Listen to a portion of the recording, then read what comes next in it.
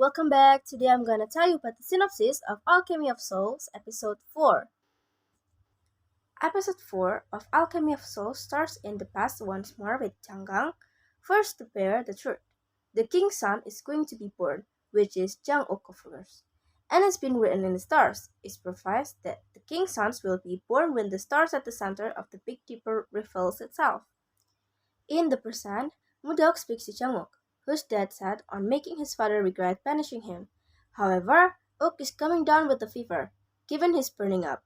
Mudok believes this could be linked to his torrent of energy, and sets to work pouring cold water over him in the bed. Only, when she returns again, she finds the water freezing cold and Jang Ok now sitting at his desk clenching his fists. Mudok encourages him to breathe slowly, demanding he fight off the cold that he's feeling. If not, he could freeze to death. Mudok even cuddles up to him in bed too, a way of keeping him warm. Ukdo tells her to take his turn of energy if it's too much for him to bear. Meanwhile, Yul and Tangyu try in vain to convince Park Jin to take Uk back in again. He shrugs that off though and tells them to focus on the soul shifter case instead. With the petrified body laid out in the watery recesses of the temple, Ho greets the boys and tells them that this is the alchemy of souls. Very few people have this power, to be precise. In order to investigate this further, Yo and Hanggu are told to keep an eye on Ton Bukwan. In the morning, Oak's fever seems to have subsided enough for him to get back to training with Budok. He is not able to unsheath the mage's sword just yet, which Mudok claims is because he needs to master Ryusu first. However, the crown prince arrives, wanting Changgang's sword. Until a new Kwangju is appointed, he's going to take it. Ook refuses, though, which leads to the prince challenging him to a duel over it. They're not the only ones en route though. Yul, Tangyu, and Joyeon all have their own reason for visiting Changuk. While they travel up to see them, the crown prince, Kwon, fights against Changuk. With Uk bested just before Kwon strikes, Mudok comes racing in and splashes the chamber pots all over the floor. However, in jumping back in, he crosses the line and loses the duel. Although he concedes, Kwon is livid that his clothes have been tainted and decided to punish Mudok as a result. Changuk suddenly steps forward, though, to show Kang's sword, which he's managed to unsheath, and slice Kwon's sword in half. Changuk's arm seems to have a mind of its own, courtesy of too much energy flowing into his arm, and begins slicing wildly at the crown prince. Kwon demands a proper fight, but both sides have an awkward time deciding how to resolve this.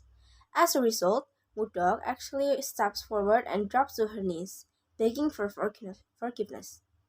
She even suggests drinking the rest of the chamber pot water to atone for her sins. Thankfully, it doesn't come to that and the crown prince leaves without incident.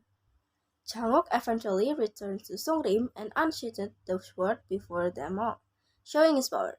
He's mastered Ryusu in the blink of an eye and asks Park Jin for a second chance. Changuk needs more training, but Park Jin notices the band on Uk's arm and tells him to remove it. This is, of course, holding back his power. Despite Donggus telling him to stop, Park Jin demands he do this so he can see the boy hold his sword. And just like that, Changuk uncontrollably sliced straight through the king's shoulder. When Park Jin learns that Uk fought with the crown prince, smashing the latter's sword in the process, he's shocked. Of course, Jinwoo is there too, and he intervenes, pointing out how dangerous this whole ordeal was and how it could have endangered the prince. Although Park Jin managed to calm the situation, it's definitely something balancing on a knife edge. In private, Park Jin speaks to Uk about his powers. With the binding bracelet keeping his power at bay, Park Jin admits that he's truly impressed with his abilities. Uk also admits that the flogging actually helped his energy flow. With a smile, Park Jin points out how quickly he picks up abilities and suggests her join their trade and learn about the business.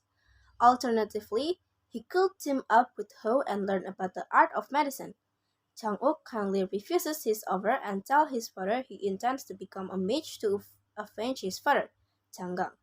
Only Park Jin squashes those dreams and tells him he's the product of an illegitimate love affair.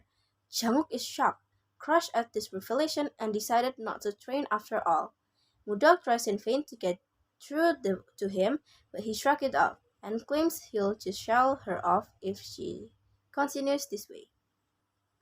At the same time, Jinmu continues to spin his web of deceit and danger, deciding that Jang-ok should be beheaded for his insolence. Mudok suggests that they should fight again to show what a fair fight this was, which Jinmu decides is a good idea. He also claims they can't be responsible for what happened should Ok die as a result of this.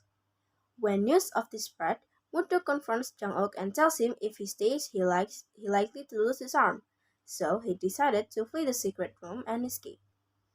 Mudok claims their destination is Sari village, but in reality, Ok and Mudok are actually heading for Naksu's hometown, Tanhanggok, to train. Jang-ok needs to be ready. The duel is due to take place in the middle of the next month, but if Ok doesn't show up, then he'll be deprived his right to become the next Gongju.